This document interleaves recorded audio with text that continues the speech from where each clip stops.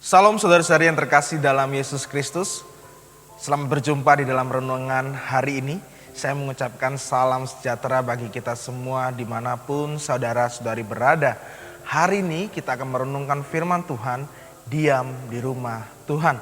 Nas yang menjadi landasan firman Tuhan ini adalah Mazmur 27 ayat 1 sampai dengan 4. Bapak Ibu terkasih dalam Tuhan, Tuhan memiliki segala hal di dalam dirinya yang manusia inginkan.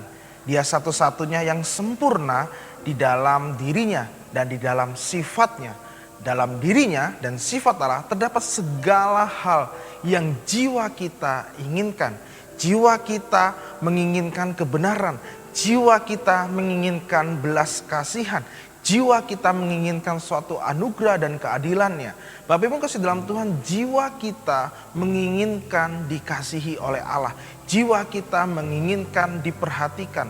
Sehingga kalau Allah memberikan pertumbuhan rohani di dalam diri kita, maka kita akan melihat suatu kemuliaan, keindahan dari Tuhan di dalam Yesus Kristus.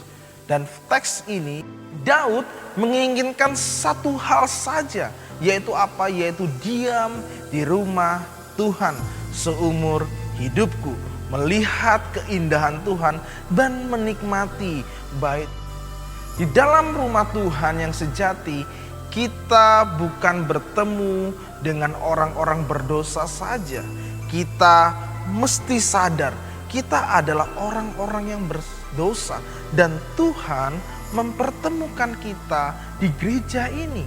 Tetapi di dalam rumah Tuhan, setiap orang akan melihat keindahan Tuhan.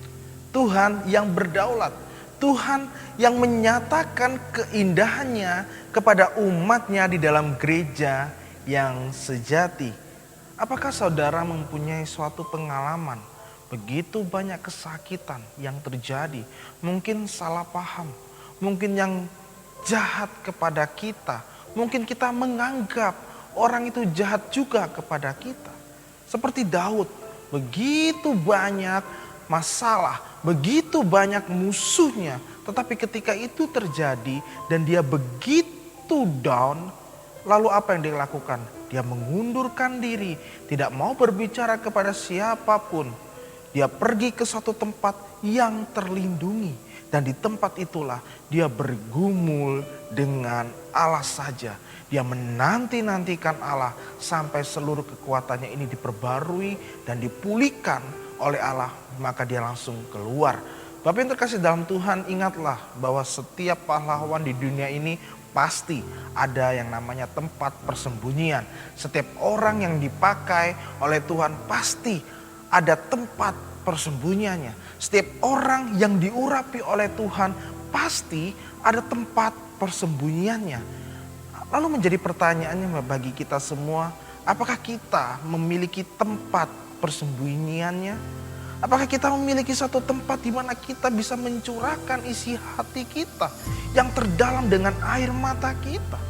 Kita menanti-nantikan Tuhan di situ sampai Dia mengarahkan pandangannya kepada setiap kita dan Dia mengasihi kita karena Allah kita adalah Allah yang setia untuk menyertai dan tidak pernah meninggalkan kita umatnya. Setia adalah salah satu karakter Allah dan kesetiaan Allah juga akan menguatkan dan memelihara kita sebagai anak-anaknya. Keyakinan bahwa Allah kita adalah Allah yang setia membuat kita aman, membuat kita juga merasa damai dan sukacita di dalam hati kita. Maukah kita diam di rumah Tuhan? Tuhan Yesus memberkati.